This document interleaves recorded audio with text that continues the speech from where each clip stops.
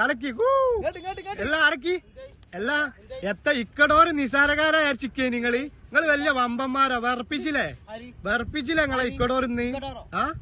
സംഗതിച്ച് പറഞ്ഞ സത്യാണ് ഇക്കടോറ് ബർപ്പിച്ചാണ് പക്ഷെ വേറെ ഒന്നുണ്ട് അർജന്റീനക്ക് എന്താ കുടുങ്ങിയെന്ന് അറിയില്ല കാരണം എന്താ അറിയോ അർജന്റീന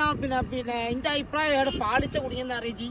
പാളിച്ച കുടുങ്ങിയെന്ന് ചോദിച്ചാല് അർജന്റീനയുടെ സെന്റർ ഉണ്ടല്ലോ മിഡ്ഫീൽഡ് നിയന്ത്രിക്കാൻ കഴിഞ്ഞില്ല അത് ഇക്കടോറ് ആധിപത്യം പുലർത്താൻ അതിൽ ഫെലിക്സ് സാഞ്ചസ് എന്ന് പറഞ്ഞ കോച്ചാണ് ഓല കോച്ച് പക്ഷെ കളിന്റെ ഇടയിൽ വലംസിയൊക്കെ ഒരു പനാറ്റ് കിട്ടിയല്ലോ ആ പനാറ്റ് ഉള്ളിലായാലും ഒരു പക്ഷേ അനുകൂലമായിട്ട് വരാനുള്ള സാധ്യത മെസ്സിക്ക് യഥാർത്ഥത്തിൽ ഫോമിലല്ലെങ്കിൽ പക്ഷെ മെസ്സി ഫോമിലല്ലെങ്കിലും അവിടെ ലേണസ് കെലോണി എന്ന് പറഞ്ഞ കോച്ച് നല്ല കോച്ചാണ് ചെറിയൊരു പളിച്ച തോന്നുന്നു കാരണം ഏഞ്ചൽ ഡി മരിയനെ ആ മെസ്സി ഫോമിലല്ല അപ്പൊ മരിയനാണ് ഇറക്കിയിട്ടുണ്ട് ഏഞ്ചൽ ഡി മരിയൻ അവിടെ ഇറക്കേണ്ടിനി പിന്നെ ജൂനിയർ ആൽവാരസ് അവിടെ ഫസ്റ്റ് വരീനി പിന്നെ ഇവരെ സംബന്ധിച്ചിടത്തോളം പിന്നെ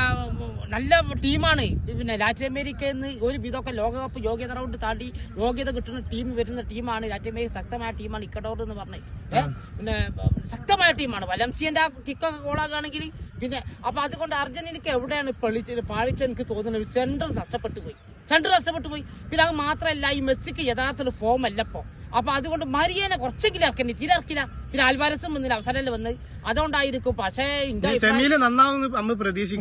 അടുത്ത് അതല്ല പറഞ്ഞ ഈ വേൾഡ് കപ്പിൽ ആ നെതർലാൻഡ്സിനെതിരൊക്കെ കിക്ക് എമിലിയാനോ മാർട്ടിനസ് തടുത്തേക്ക് ഓർമ്മ അപ്പോഴും മനസ്സിൽ പോയില്ല അതേമാതിരി ഒരു കാവൽ ഭടൻ തന്നെയാണ് അറിയാം അർജന്റീന കിട്ടിയ വല്ലാത്തൊരു ഗോൾ കീപ്പറാണ്